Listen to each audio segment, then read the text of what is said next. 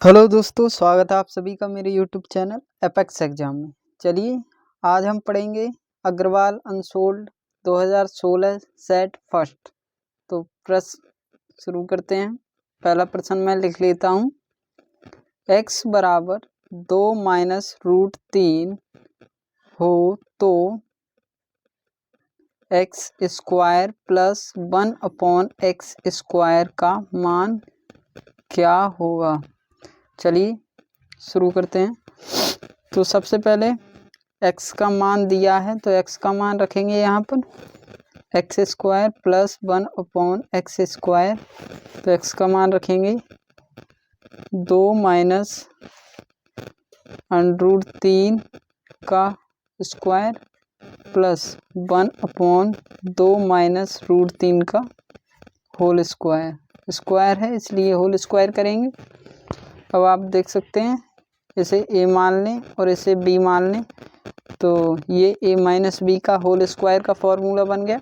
इसका होता है a स्क्वायर यानी कि a स्क्वायर 2 का स्क्वायर 4 प्लस b स्क्वायर यानी कि 3 हो जाएंगे डायरेक्ट, और माइनस की 2ab यानी 2 गुणा a इंटू बी यानी कि रूट 3 प्लस 1 अपॉन, ऐसे ही नीचे फॉर्मूला खोलेंगे तो a स्क्वायर यानी कि 4 प्लस B square same to same इसकी तरह ही 2 इंटू 2 इंटू रूट 3। ठीक है, तो 4 और 3 7 जुड़ जाएंगे। 7 माइनस 2 दूनी 4 root 3 plus 1 upon 7 minus 4 root 3। लासा लेना इसका बटे 1 करके, तो 7 माइनस 4 रूट 3 इसकी गुणा यहाँ हो जाएगी, ये हो जाएगा 7 माइनस 4 रूट 3 का होल स्क्वायर। क्योंकि एक तरह की गुणा जब एक दूसरे पद से होती है तो उसकी घात 2 हो जाती है, इसी प्रकार इसकी घात 2 हो जाएगी प्लस 1 अंत में लिखेंगे। ठीक है, ये फिर फॉर्मूला बन गया a माइनस बी का होल स्क्वायर का। तो इसे खोलेंगे a स्क्वायर यानी कि 7 का स्क्वायर प्लस बी स्क्वायर यानी कि 4 रूट 3 का स्क्वायर माइनस की 2ab यानी 2 गुणा 7 इंटू 4 रूट 3 प्लस 1। तो और अपॉन में 7 माइनस 4 रूट 3। तो 7 का स्क्वायर हम जानते हैं 49 प्लस 4 का स्क्वायर 16 हो जाएगा, और इस रूट से अंडरूट 3 का रूट जो है वो हट जाएगा, यहाँ पर केवल 3 आ जाएंगे। यहाँ पर 7 दूनी 14 और 14 चौका 56 रूट 3 और प्लस का 1 और अपॉन में 7 minus 4 root 3। Then 49 plus 16 3 48 minus 56 root 3 plus 1, और इन्हें जोड़ेंगे हम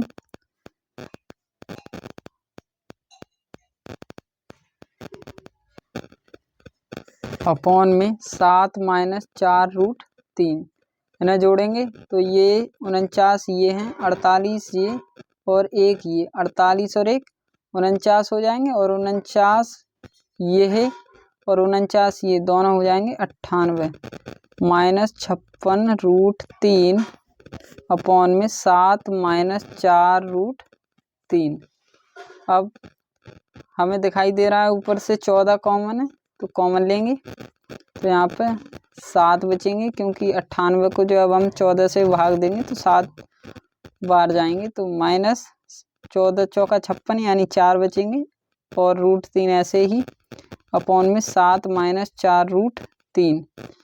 इन 7 माइनस 4 रूट 3 से ऊपर वाले 7 माइनस 4 रूट 3 कट जाएंगे, कितने बचेंगे केवल 14। तो इस प्रश्न का बहुविकल्पी प्रश्न का उत्तर जो है वो 14 आ जाएगा। ठीक है, आप नोट कर सकते हैं सवाल को। चलिए अब दूसरे प्रश्न पर चलते हैं। मैंने दूसरा प्रश्न लिख लिया है। प्रश्न है, यदि सेक थीटा बराबर 2 हो तो थीटा का मान क्या होगा। तो हम जानते हैं कि सेक थीटा में जो है सेक थीटा बराबर 2 किसका मान होता है, सेक 60 का। और सेक से सेक कट जाएगी, यानी कि थीटा बराबर हो जाएगा क्या 60 अंश। लेकिन ऑप्शन में जो है वो 60 अंश दिया नहीं है, तब हम कैसे लगाएंगे? तो हमें पता होना चाहिए जो पाई होती है उसका मान कितना होता है 180। ये आप फर्स्ट ईयर में यानी कि हाई स्कूल के बाद जब हम 11वीं में एडमिशन लेंगे उसमें सीखने को मिलेगा, जहाँ पर पाई का मान हम 180 रखेंगे तो पाई बाई 3 इसका सही जवाब हो जाएगा। वो कैसे? 180 को जब आप 3 से भाग देंगे तो कितने भाग जाएंगे 60, इसी वजह से इसका जो आंसर होगा वो 60 होगा। ठीक है, चलिए अगले प्रश्न पर चलते हैं। अब तीसरा प्रश्न मैंने लिख लिया है, जहाँ 2x² plus 3x² minus m का एक मूल -1 है तो m का मान क्या होगा? तो हम जानते हैं यदि ये जो मूल है ये किसकी वैल्यू होती है x की, तो अगर ये मूल होगा तो इसका मतलब इस पूरी समीकरण को क्या करेगा शून्य बनाएगा, यानी कि 0 करेगा। तो रख के देखते हैं हम, यहाँ पे लिखेंगे x बराबर -1 रखने पर, तो रखते हैं 2 गुणा x² है तो -1 का स्क्वायर प्लस 3 -1 का स्क्वायर माइनस m बराबर कितना होना चाहिए 0 होना चाहिए। तो देखते हैं अभी 2 गुणा -1 का स्क्वायर 1 प्लस 3 इंटू -1 का स्क्वायर 1 माइनस m बराबर 0। 2 एकम 2 प्लस 3 एकम 3 माइनस m बराबर 0, और ये 2 और 3 जुड़कर कितने हो जाएंगे 5 माइनस m बराबर 0। तो माइनस के m बराबर माइनस के 5, माइनस से माइनस कट जाएगा यानी कि m बराबर कितना आ जाएगा 5। तो m का ही मान हमें निकालना था, तो m बराबर 5। देखिए तीसरे प्रश्न का जो है वो सवाल गलत है, यहाँ पर x² नहीं होके केवल x होगा। तब हम यहाँ पर यदि इसका वर्ग नहीं करते हैं और -1 से गुणा करते हैं तो ये 2 माइनस के 3 हो जाएंगे, यानी कि 2 माइनस 3 और माइनस के m बराबर 0। तब यहाँ पे 2 में से माइनस के 3 घटेंगे तो माइनस का 1 बराबर में m, यानी कि m बराबर कितना आ जाएगा -1। ठीक है, सवाल गलत है थोड़ा, यहाँ पर x² नहीं होगा x होगा केवल। ठीक है, चलिए चौथा प्रश्न लिख लेते हैं। अब चलिए इस सवाल में पूछा है 1 से 9 तक की प्राकृतिक संख्याओं का समांतर माध्य कितना होगा? तो हम जानते हैं समांतर माध्य बराबर क्या होता है, समांतर माध्य बराबर कुल पदों का योग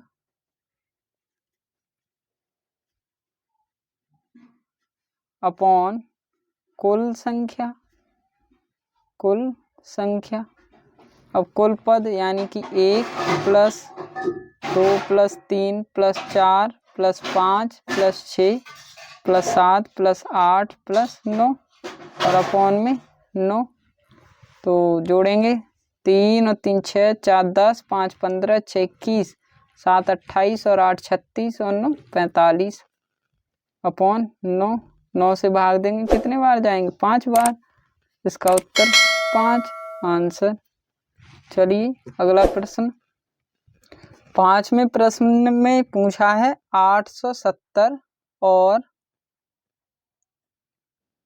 225 का HCF यानी कि मासा। ठीक है, तो चलिए भाग देकर देखते हैं हम इसे। तो वैसे भी आप जानते हैं यदि मासा निकालना होता है तो वह संख्या होती है जो दोनों को ही काट दे। इसमें 15 है, 10 है, 25 है, हम एक एक करके चेक करेंगे। वैसे इसमें ऑप्शन डी इनमें से कोई नहीं भी है तो हम रिस्क नहीं ले सकते, इसे काट कर ही चेक करेंगे। ठीक है, तो इसके फैक्टर करेंगे हम 225 की, 5 से काटेंगे 5 9 45, 3 3 9 और 3 एकम 3, और 870 को काटेंगे 5 से ही काटेंगे, 5 एकम 5, 3, 5 सत्ते 35 और 5 चौक 20। अब 2 से कटेगा, 2 से काट देंगे, 2 अट्ठे 16, 2 सत्ते 14। अब मेरे ख्याल से तो नहीं कटेगा किसी भी संख्या से, चलिए देख लेते हैं। और तो 5 दूनी 10, चलिए अब 3 से काट लेंगे, 8 और 7 15 होते हैं, 3 से कट जाएगा, 3 दूनी 6, 3 नम 27 और 29 केवल 29 से कटेंगे। अब मासा जो होता है वो दोनों में कॉमन होना चाहिए, तो यहाँ पर देखो 5 इसमें भी आए हैं और 5 इसमें भी आए हैं, यानी कि 5 आ जाएंगे एक बार, और 3 इसमें भी आए हैं और 30 इसमें भी आए हैं, यानी कि 3 आ जाएंगे। और अब यहाँ पर 5 तो आए हैं लेकिन इसमें 5 दोबारा नहीं आए हैं। अब इसमें 3 दोबारा आए हैं लेकिन इसमें 3 दोबारा नहीं आए, इसमें 2 आए हैं लेकिन इसमें 2 नहीं है, फिर 29 हैं इसलिए इसमें 29 नहीं है। तो केवल यही 2 ऐसे फैक्टर हैं जो दोनों में कॉमन है, यानी कि 5 3 15, 15 जो है वो इन दोनों ही संख्याओं में कॉमन है। ठीक है, चलिए इसका मासा जो हो जाएगा वो 15 हो जाएगा, यानी कि ऑप्शन ए सही हो जाएगा। चलिए अगले प्रश्न पर, चलिए प्रश्न नंबर 6 पर आते हैं, जिसमें दिया गया है चित्र में ओ केंद्र के वृत्त की त्रिज्या यानी कि ओडी बराबर 4 सेंटीमीटर, यदि ओबी बराबर 5 सेंटीमीटर हो तो बीसी की लंबाई क्या होगी।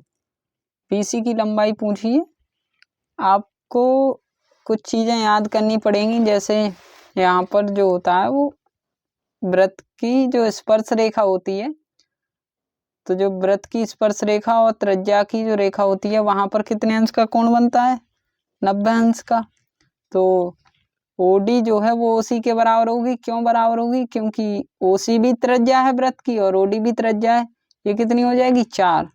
तो इस सवाल को अगर ऑप्शन में दिया है तो पूरा करने की कोई ज़रूरत नहीं है, मैं एक शॉर्ट ट्रिक बताता हूँ आपके लिए।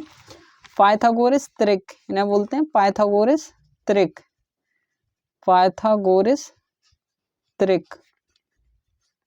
ये अगर इनमें से मैच हो तो आराम से ऑप्शन चूज करेंगे और अलग हटेंगे, जैसे 3 4 5, 5 12 13, 7 24 25 और इन्हीं के 2 गुने 3 गुने होते हैं और कुछ नहीं। यहाँ पे देख सकते हैं हम इन दोनों में 4 भी है और 5 भी है, तो क्या नहीं है, 4 5 दोनों है, ये कितनी है 3, यानी कि ये कितनी होगी 3 होगी, बात खत्म। ऑप्शन लगाएंगे हम आगे बढ़ेंगे। ठीक है, चलिए अब अगले प्रश्न पर चलते हैं। प्रश्न नंबर 7 है, बिंदुओं ए -7,6 तथा बी 9,-10 को मिलाने वाली रेखाखंड का मध्य बिंदु होगा। तो यहाँ पर एक रेखाखंड है ए और बी, ए के निर्देशांक है -7,6 और बी के निर्देशांक हैं 9,-10। तो इसका एक फॉर्मूला होता है, मध्य बिंदु मान लिया हो तो आप ये ऑप्शन में है, इसके लिए पूरा करने की ज़रूरत नहीं है, हमें पता होना चाहिए कि x बराबर जो मध्य बिंदु के निर्देशांक होते हैं, यहाँ पे लिख दे रहा हूँ मैं, मध्य बिंदु के निर्देशांक, मध्य बिंदु के निर्देशांक बराबर x बराबर x1 प्लस x2 अपॉन 2, ऐसे ही y बराबर y1 प्लस y2 अपॉन 2। यदि 1-2 नंबर में आता वैसे बड़ा होकर तो हम पूरा करते, इसलिए ऑप्शन में केवल इतना ही करेंगे, ये x1 ये y1 और ये x2 ये y2। ठीक है, तो माइनस के साथ प्लस x2 का मान है 9 अपॉन 2, ऐसे ही y1 का मान 6 और y2 का मान है माइनस के 10 अपॉन 2।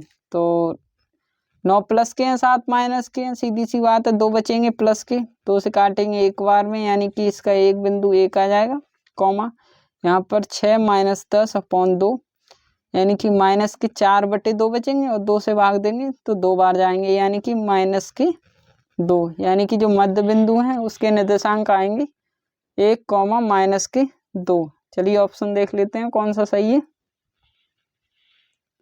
ऑप्शन ए ही सही है। चलिए अगले प्रश्न पर चलते हैं। देखिए यहाँ पर दिया है यदि साइन ए बराबर 3/4 हो तो कॉज ए बराबर क्या होगा। तो साइन ए बराबर हमें पता होना चाहिए क्या होता है, लंब बटे कर्ण। यदि नहीं पता है तो आप याद कर लेना, लाल बटे कक्का, ऊपर साइन, ये कॉज, ये टेन, ये कॉट, ये सेक, ये कॉसेक।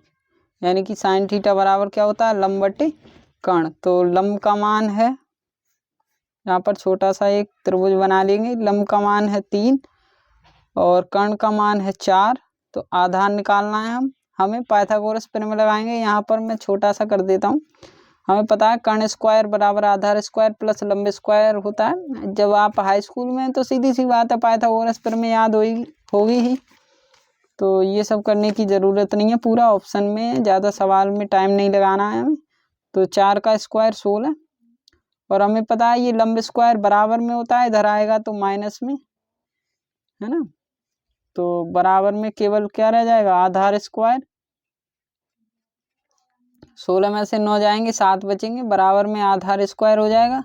और ये स्क्वायर जो है इधर क्या बनाएगा, एक आकर अंडररूट, यानी कि आधार का मान कितना आ जाएगा, रूट में 7। ठीक है, तो हमें मान निकालना है कॉज ए का। तो कॉज ए बराबर क्या होगा, मैंने लिखा है ये आधार बटे कर्ण, यानी कि आधार बटे कर्ण। तो आधार का मान कितना आया, √7 और कर्ण कितना है 4, यानी कि √7/4। किस ऑप्शन में होगा, वो ऑप्शन सही हो जाएगा। चलिए चेक कर लेते हैं, ये है ऑप्शन बी। ठीक है, बी ऑप्शन सही हो जाएगा। चलिए अगले प्रश्न पर चलते हैं।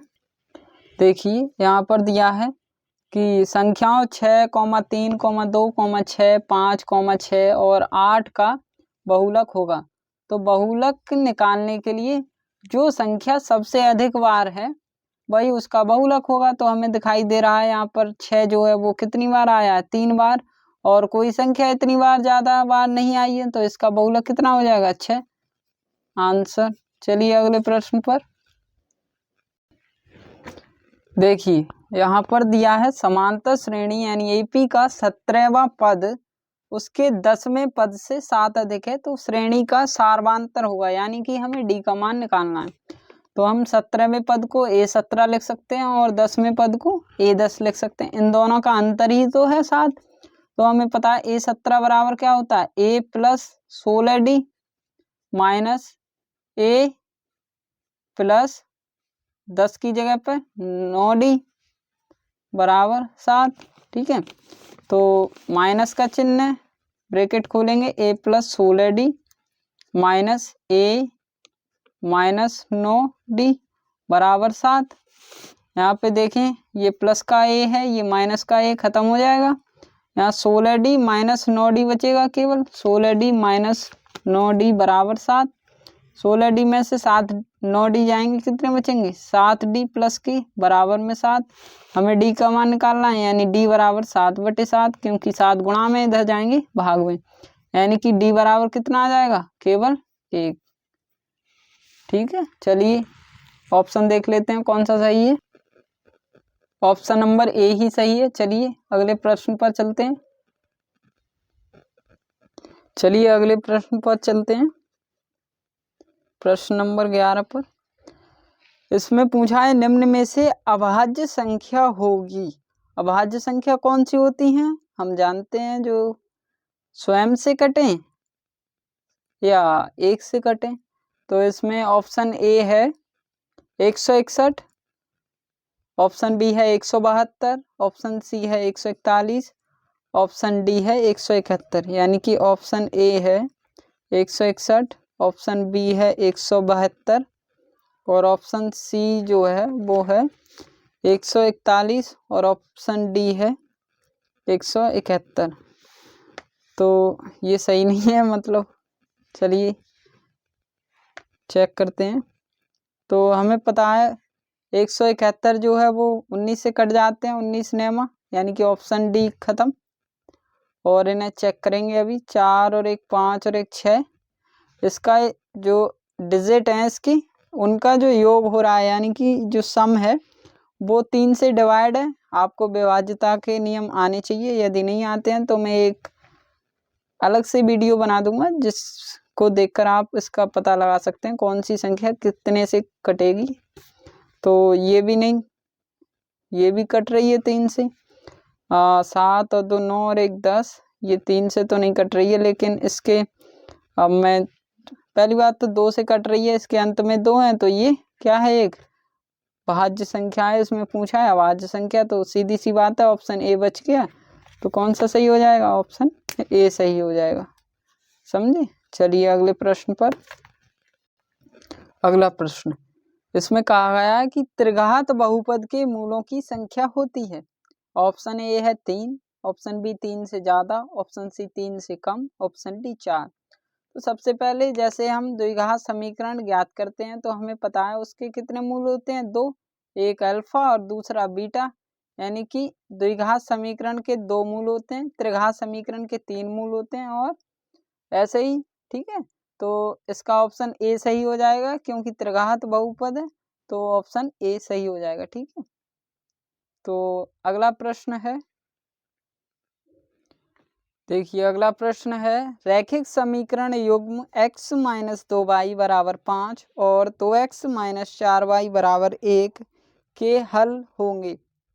तो सबसे पहले हम 5 को पक्षांतर करेंगे, यानी x माइनस 2y माइनस 5 बराबर 0, ऐसे इधर 2x माइनस 4y माइनस का 1 बराबर 0।